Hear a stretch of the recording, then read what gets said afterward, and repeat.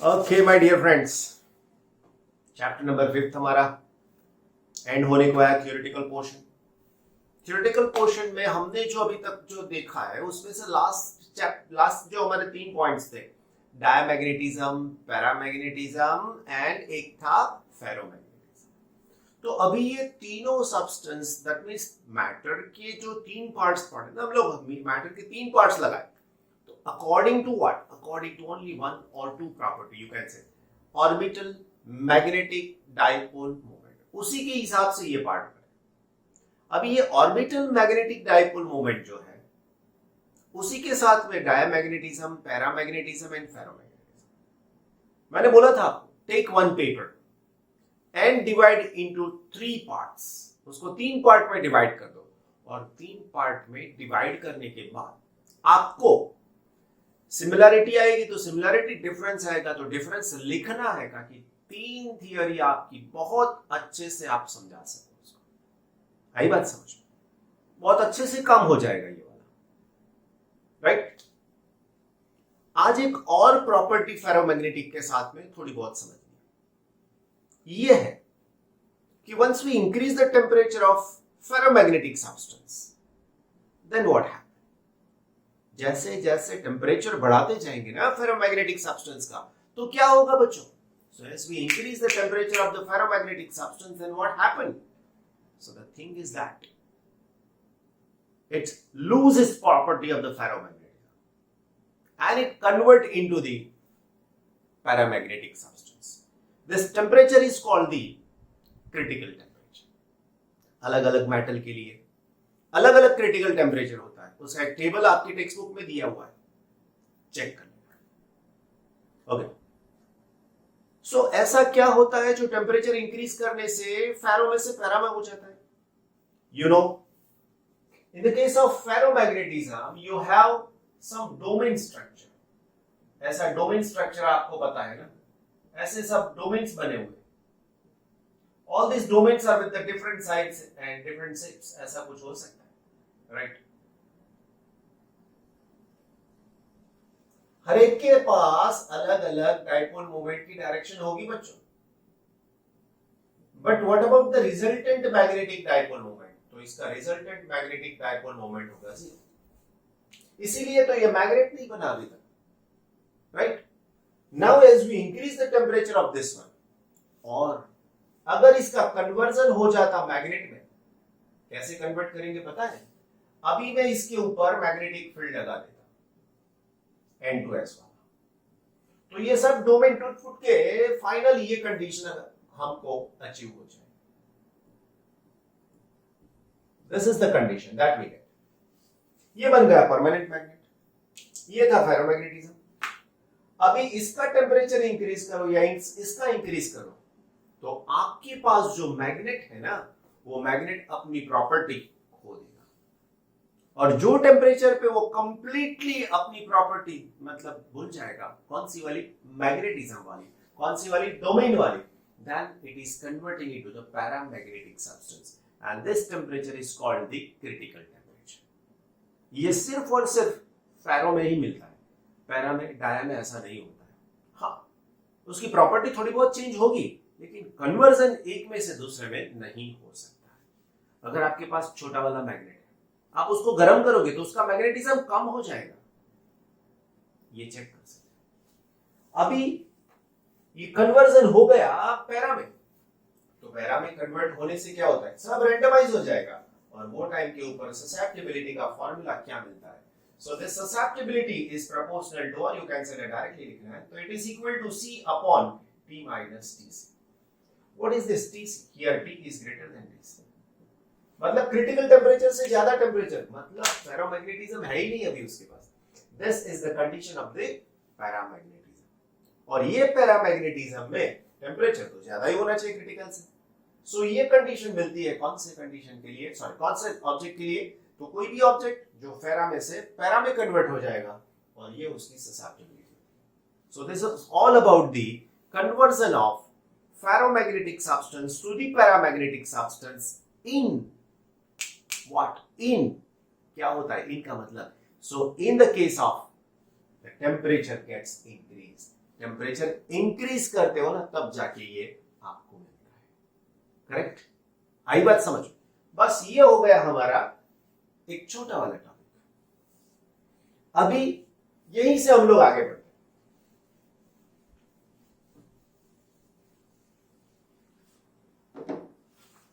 एक बहुत अच्छा वाला टॉपिक अभी मैं समझाने के लिए जा रहा हूं। बीएच कर्व समझाना है। हिस्टेरेसिस लूप बोलते हैं उसको।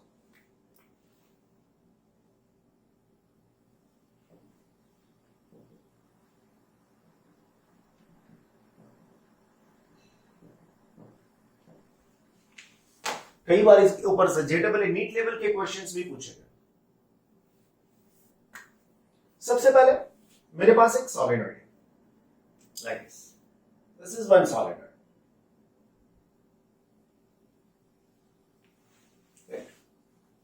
बी, इसके अंदर जो हम लोग ऑब्जेक्ट रखने वाले उसके ऊपर मैग्नेटिक फील्ड का इफेक्ट होकर जो रिजल्ट मिलने वाला है वो मैग्नेटिक फील्ड है इसके अंदर जो रखने वाले। एच का मतलब इसमें से पर यूनिट लेंथ जो करंट पास होगा वो आगे थियरी कंप्लीट की है।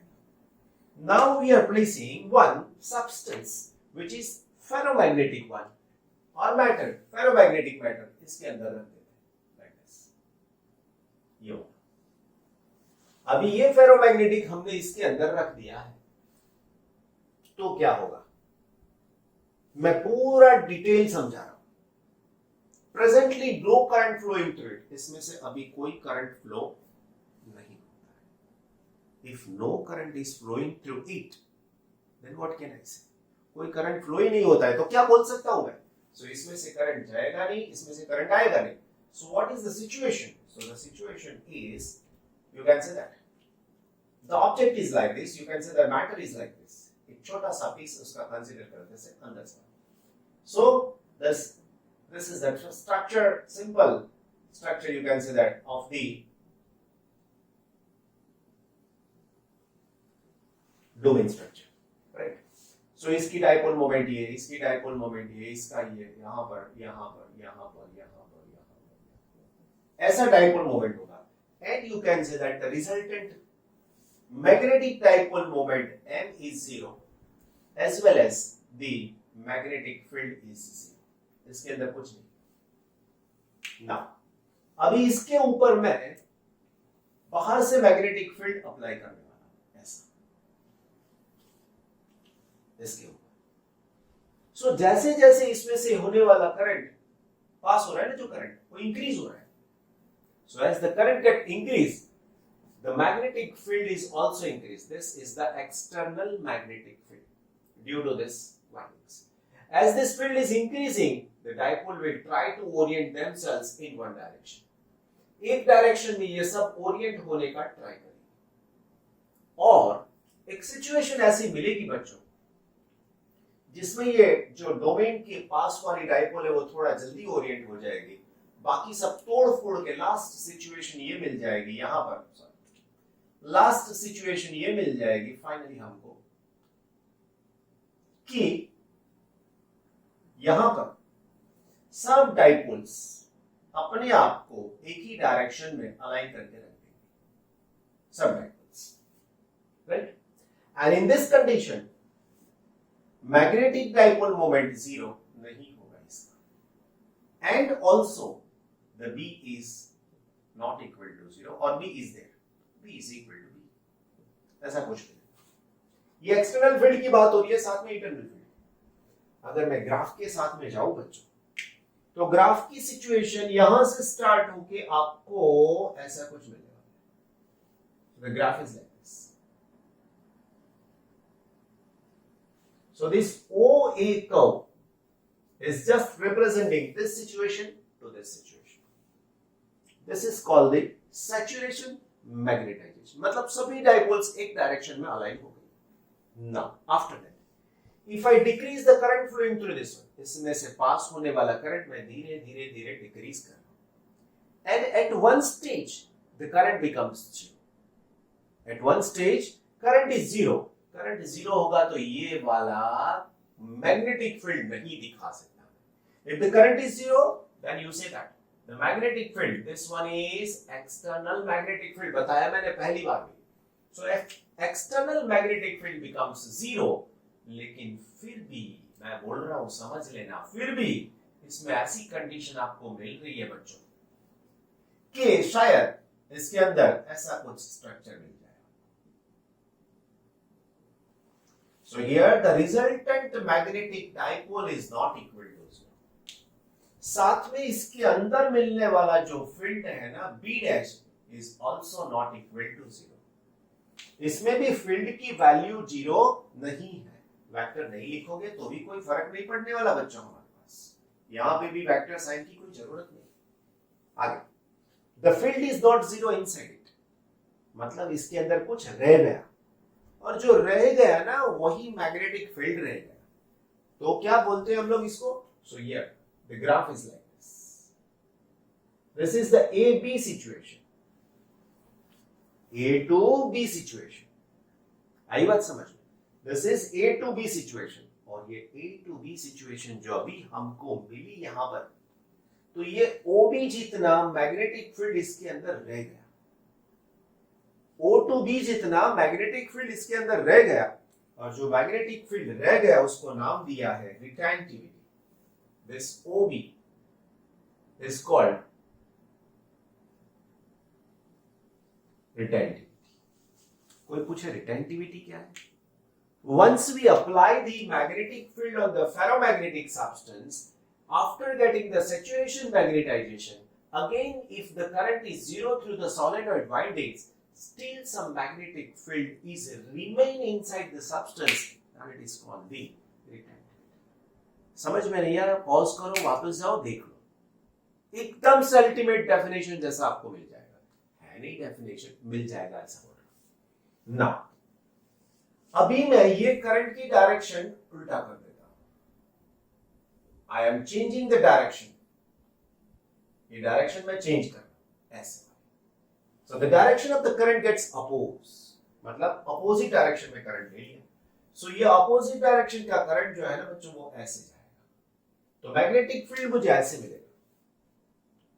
लेकिन सभी डाइपोल्स तो अभी ऐसी कंडीशन में है ऑलमोस्ट, देख लो ओरिएंटेशन।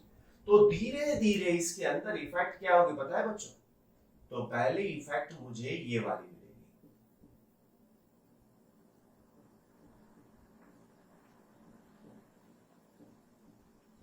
और ये डाइपोल सभी रैंडम्स हो जाएंगे, and the situation is such that here this magnetic moment becomes zero। Resultant word बोल रहा हूं, पूरा का पूरा जो है वो, और साथ में ये मैग्नेटिक फील्ड यहां का, so B is not equal to zero, but this B dash is equal to zero।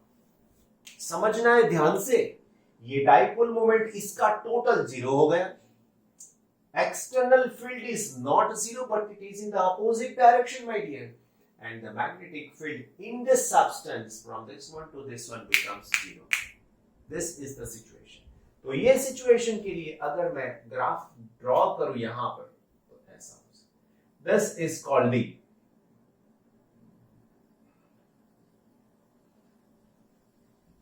this portion is called C, and this is called coercivity। This OC is called coercivity।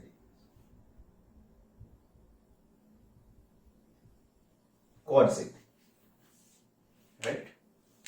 कोर्सिविटी क्या है? Define करना है।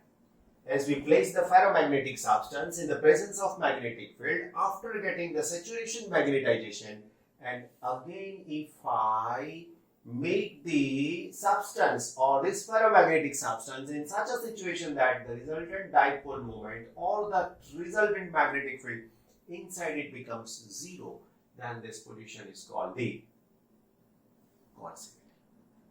ये magnetic field है और ये current per unit length है। What is H? ये देख लेना, H is equal to N into I, current per unit length है बच्चों, तो ये हो जाता है, राइट ना। उसके बाद की बात करते हैं, अभी ये जो किया ना वो रिपीट करना है। So this is A B C D, ये चार बताए, अभी यहां से मैं यहां पे जा रहा हूं। Still I am increasing the external field. External field की वैल्यू बहुत इंक्रीज करते हैं, and we are taking the condition, or we are getting the condition in such a way that the dipoles are orient themselves in this direction। Right, ये direction.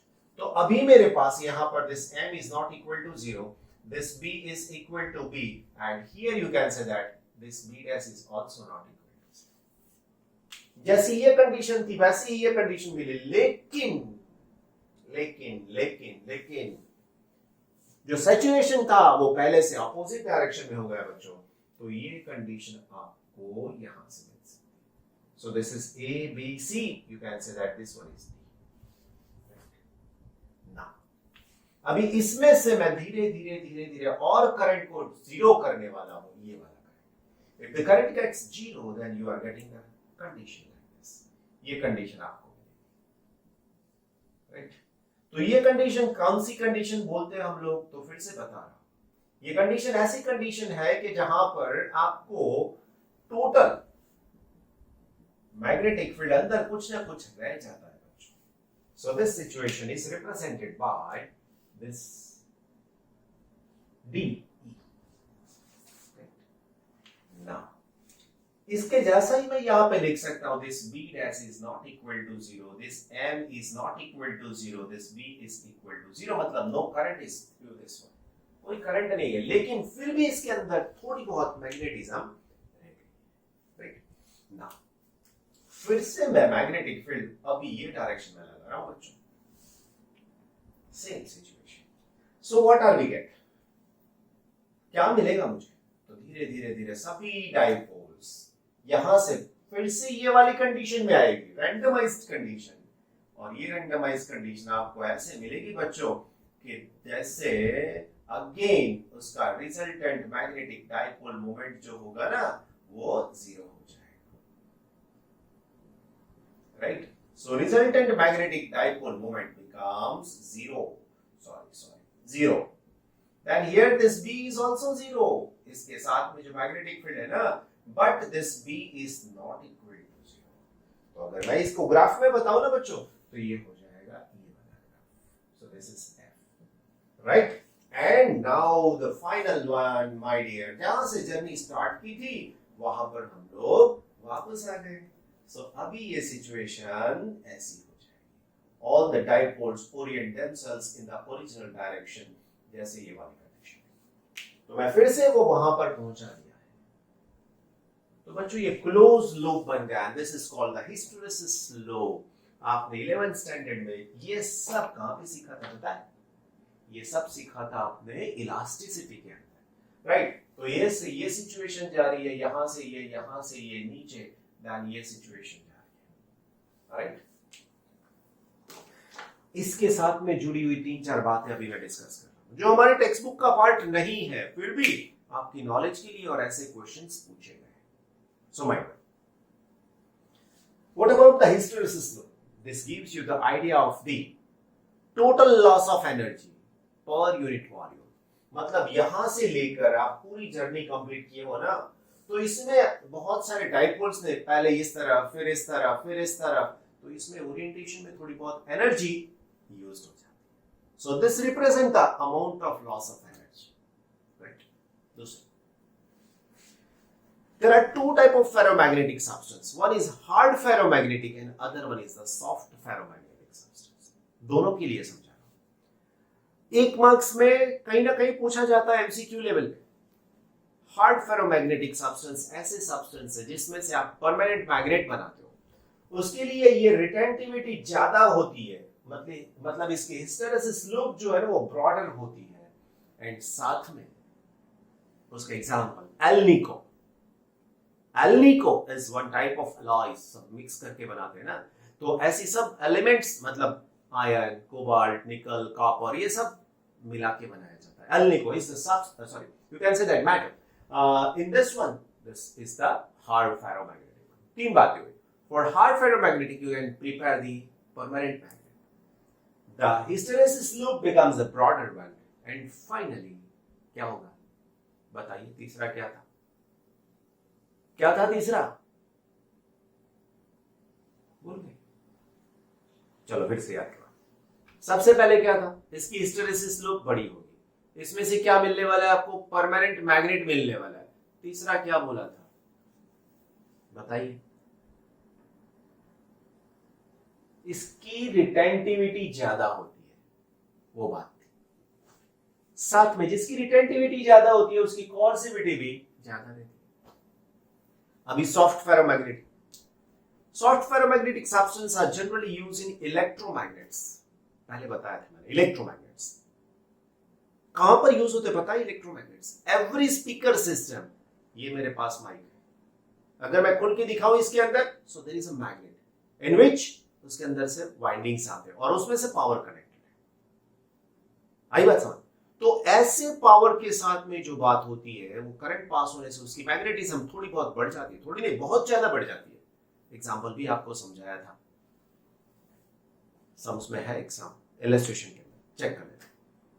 दूसरी बात, soft ferromagnetic के लिए ये जो है ना हिस्टेरेसिस स्लोप जो है वो बहुत पतली वाली होगी, सो इट्स वेरी थिन।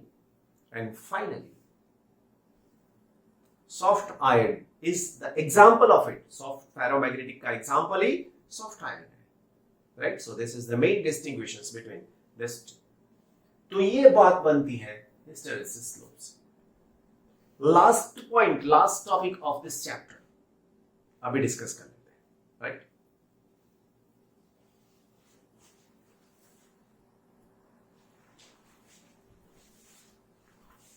एक बात और बता देता हूं, जिसमें ये है कि ये सब हमारे टेक्स्ट बुक का पार्ट नहीं है, बहुत मतलब जल्दबाजी में समझा दिया है। साथ में यहाँ पर सब वैल्यूज दी गई है, बी की, एच की वगैरह सब कुछ वैल्यू दी है। It is not important for us, उसको मतलब क्रैमिंग नहीं करनी, मगअप नहीं करनी कि 1.2 करंट है, ये है वो है, नॉट एट ऑल। आप सिमेट्रिकल डायग्राम बना दो, it's okay, no need of it. मैं ऐसा मानता हूँ, क्रैमिंग नहीं होनी चाहिए फिजिक्स के लिए, अंडरस्टैंडिंग होनी चाहिए। This is the physics. तो इसीलिए मैंने आपको बताया कि ये सब चीजें बहुत जरूरी है। ओके बच्चों, परमानेंट मैग्नेट्स एंड इलेक्ट्रोमैग्नेट्स। अब भी छोटे थे तब मैग्नेट से खेलते थे, मैंने बताया था। आइंस्टाइन भी खेलते थे, मतलब आपके अंदर आइंस्टाइन बनने के बहुत सारे गट्स हैं। यू कैन जस्ट ट्राई कि आप बन सकते हो कि नहीं बन सकते। बस खाली इतना ध्यान रखना कि वो टाइम के ऊपर वो लोग पढ़ते भी थे, नहीं भी पढ़ते थे, लेकिन रिसर्च का काम जरूर करते थे। गेम वेम मोबाइल के अंदर बहुत कम खेला करते थे। अरे मोबाइल ही नहीं था सर, तो फिर वही बात मैं बोल रहा हूं। सो आपके माइंड में भी 3 4 5 10 क्वेश्चंस आ गए होंगे, जस्ट सॉल्व इट। जितने भी क्वेश्चंस होते हैं अपने आप सॉल्व करने का ट्राई करो, क्योंकि वो फिजिक्स के नहीं है। बट सो सबसे पहले परमानेंट मैग्नेट्स कैसे बनता है? सो बहुत साल, 400 500 600 साल पुरानी बात है, जब मैग्नेट मतलब मेटल से बनते थे ना, यू कैन से अलॉयज से बनते थे। तो उसके अंदर क्या था? तो उसके अंदर पहले ये सपोज स्टील जैसा सब्सटेंस लिया जाता है, ऐसा उसको नॉर्थ साउथ डायरेक्शन में रखा जाता है, ऐसे। ये simple magnet, sorry simple metal है, आयन जैसा, उसको रखा गया ऐसे, और इसको ऊपर से हैमरिंग करते थे, लाइक दिस। हैमरिंग करने से क्या होता था? थर्ड से तो ये पार्ट का टेम्परेचर थोड़ा बहुत इंक्रीज हो।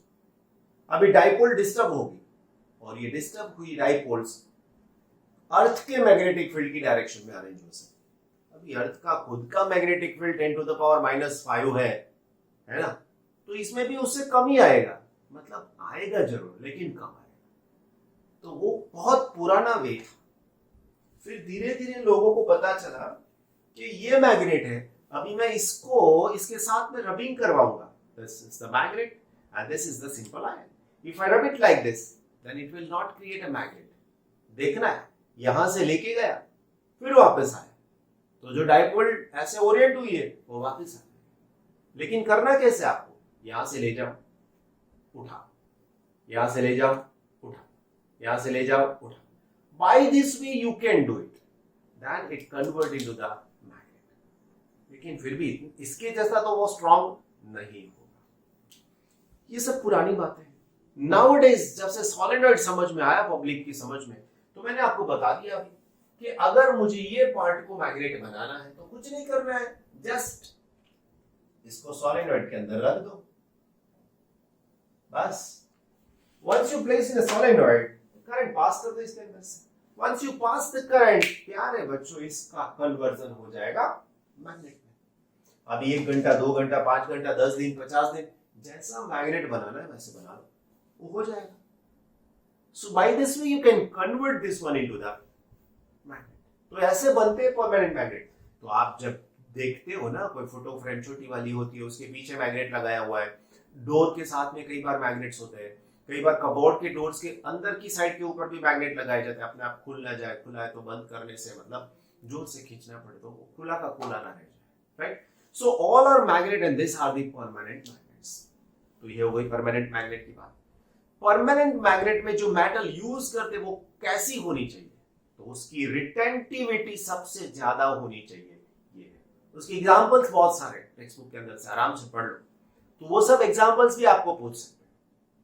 दूसरा सबसे बड़ा यूज अभी की डेट में जो हो रहा है वो इलेक्ट्रोमैग्नेट्स का हो रहा है। बहुत ज्यादा यूज हो रहा है इलेक्ट्रोमैग्नेट्स का, बहुत सारी जगह पर। आप लोगों ने कई बार देखा होगा डोर के अंदर भी इलेक्ट्रोमैग्नेट्स लगाए जाते हैं। एक बार ये डोर बंद हो गया, इलेक्ट्रोमैग्नेट्स बहुत इतना प्रोड्यूस करता है magnetic field, you can't open it, lock जैसा हो जाता है, उससे भी हार्ड हो जाता है।